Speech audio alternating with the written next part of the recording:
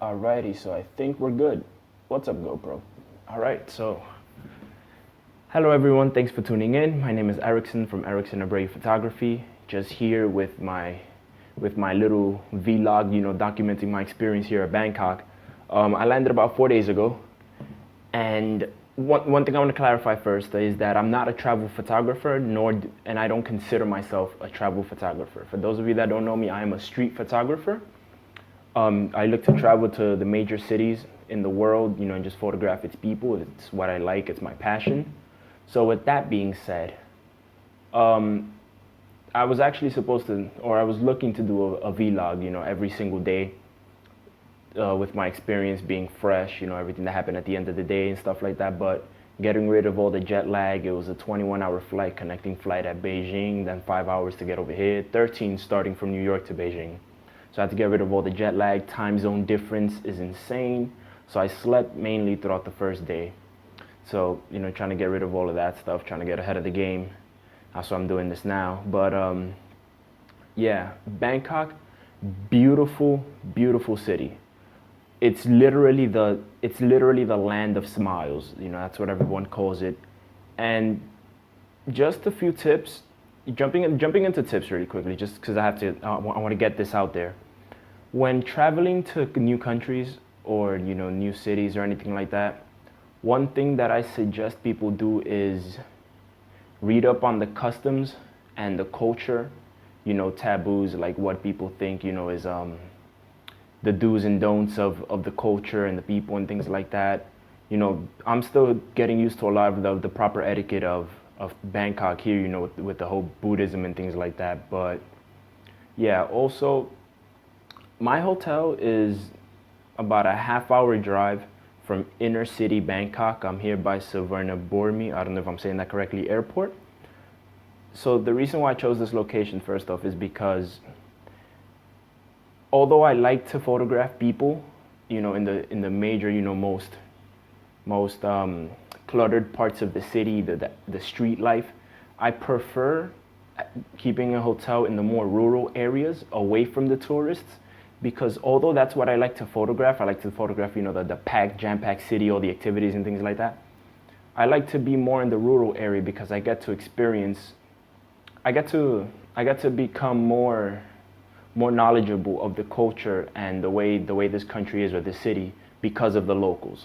Being able to speak to them, or trying to speak to them. My Thai, I'm learning Thai with them and things like that. So it's just another thing that I do is just, instead of me going to the cafeteria here at the hotel, I'll end up walking down to a restaurant that's close by, chatting with the locals and things like that. It just makes the experience a little bit better, because you're not so jam-packed with the tourists and stuff like that, that you're not like back home in a different country, if you understand what I mean. It's like going to Mexico and eating at a Burger King.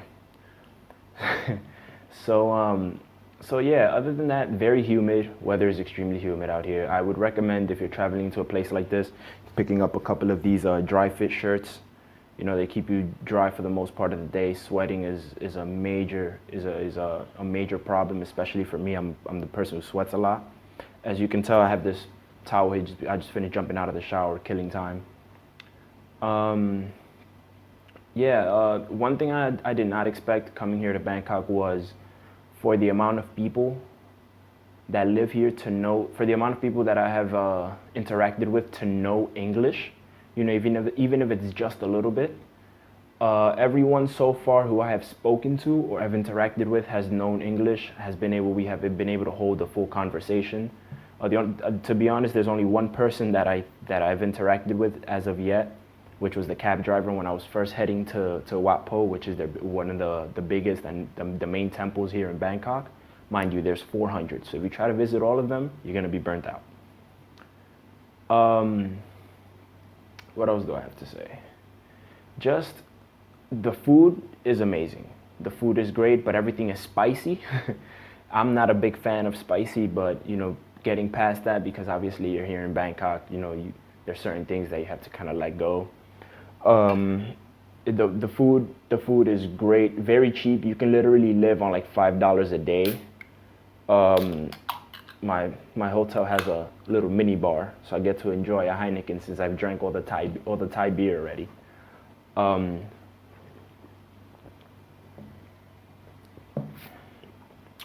One problem that I have encountered, as far as, and this is pretty much just with my kit, with my gear kit, is the fact that I came to Thailand with the lack of proper lenses. You know, being a street photographer, I brought my main tune lenses, which were a 50 and my 85.